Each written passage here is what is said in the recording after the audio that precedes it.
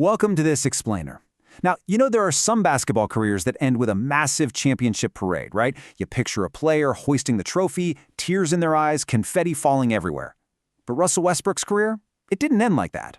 On August 12, 2026, arguably one of the most explosive, completely polarizing players the game of basketball has ever seen, just announced he was done. That's it. After 18 seasons of playing like literally every single possession might be his last on earth, he walked away. So today, we're going to unpack the numbers, the wild narrative, and the ultimate legacy of a guy who entirely challenged our definition of what a point guard could even be. Look at this number, 209. That is 209 career triple-doubles. The sheer gravity of this number just instantly establishes the absolute monumental scale of what he achieved. It is the all-time NBA record.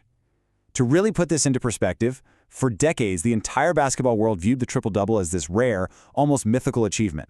Actually, scratch that, it was basically a unicorn. Westbrook didn't just normalize it, he completely monopolized it. Even with players like Nikola Jokic currently chasing the record, Westbrook still stands alone at the very top of the mountain. This isn't just a stat, it's a massive testament to a player who demanded the ball, pushed the pace, and played with an intensity that honestly seemed impossible to turn off. When he finally did announce his retirement, he didn't hold some big, tearful press conference. Instead, he did it through this deeply symbolic video narrated by Michael B. Jordan.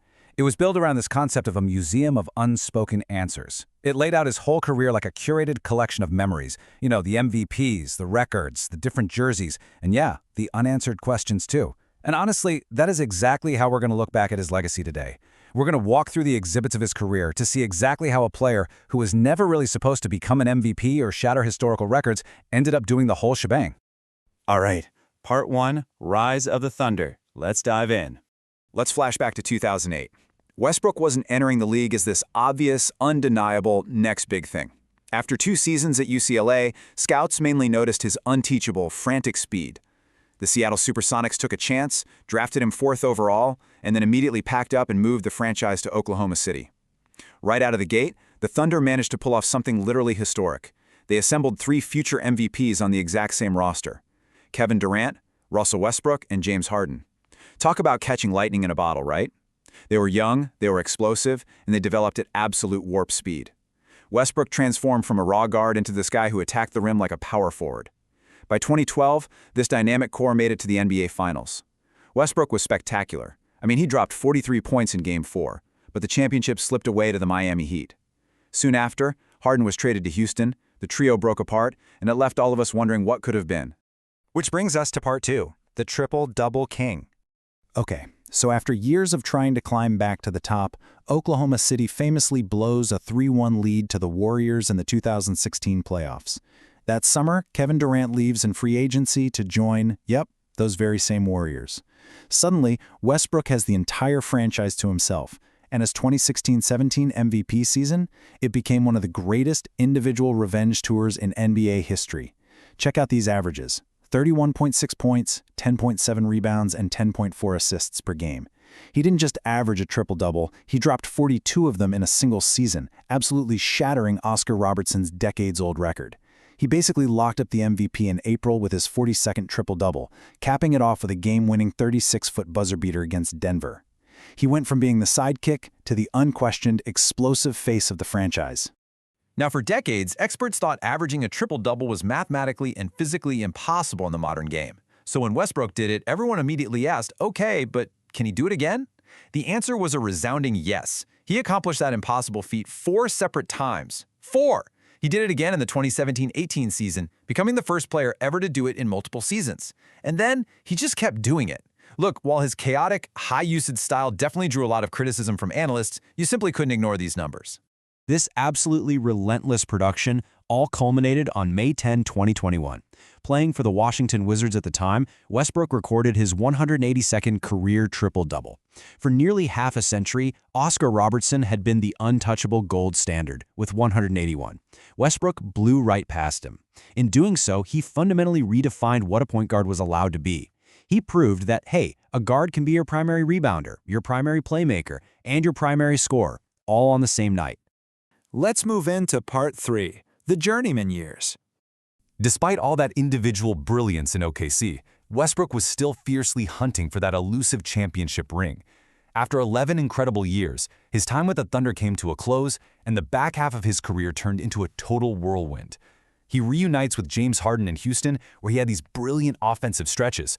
Then it's off to Washington, where he breaks the all-time triple-double record. Then the Lakers, the Clippers, the Nuggets, and finally the Kings. Across all these stops, we really saw his role morph. He wasn't the guy asked to drop 30 points a night anymore. Instead, he transitioned into this gritty veteran leader, a massive emotional spark plug off the bench, and a guy willing to take whatever minutes he was given. He just kept showing up and adapting. But let's be real, this journey had some serious friction. The chapter that fundamentally shifted how a lot of people talked about Westbrook happened in 2021 with the LA Lakers. On paper, pairing him with LeBron James and Anthony Davis sounded downright terrifying for the rest of the league. In reality, the fit was incredibly clunky. Intense criticism over his shooting efficiency and turnovers really drastically changed the public narrative around him. Under that blinding Los Angeles spotlight, he wasn't just being debated as a superstar anymore, the media started framing him as a problem to solve. The pressure was enormous, and literally every missed jump shot became a morning television segment. And yet, he persevered. Jump all the way to his final 64-game season in 2025-26 with the Sacramento Kings. At 37 years old, look at what he was still doing. 15.2 points, 5.4 rebounds, and 6.7 assists. Sure, he obviously wasn't the exact same player he was at 28. I mean, nobody is. But despite totally changing expectations, this season proved he still had that signature blazing speed.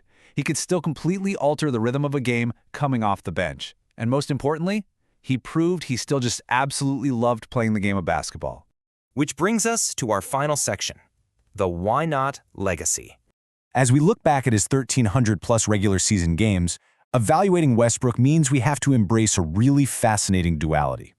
There are always going to be two versions of him in the history books.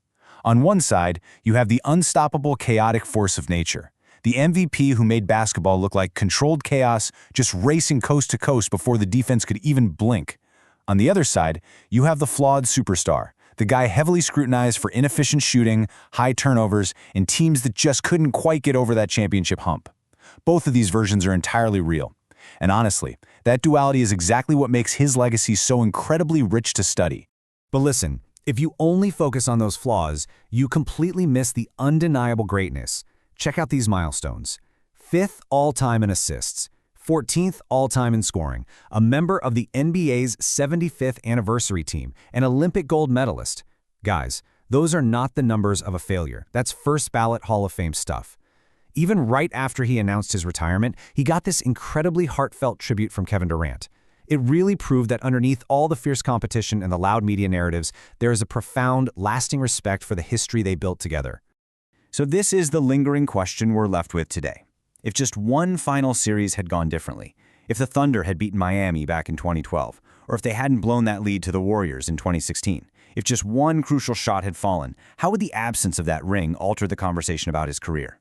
Well, we'll never know for sure. That's the harsh, unforgiving reality of sports. But here's the thing, the absence of a championship absolutely does not erase the history he rewrote. It just adds another complex layer to the conversation. Ultimately, there's one simple phrase that defined his entire life and career. Why not? Why not attack the rim? Why not take the big shot? Why not try to do the mathematically impossible? Westbrook's greatness was never really about having this perfect, tidy, storybook ending. It was about his fast, completely fearless attitude. He was never just a stat sheet. He was raw emotion, pure speed, and unapologetic passion on the floor. So, as we close the book on the Triple-Double King, I'll leave you with this. In our own pursuits, whatever they might be, are we willing to play without fear and risk failing without fear just to see exactly how high we can reach?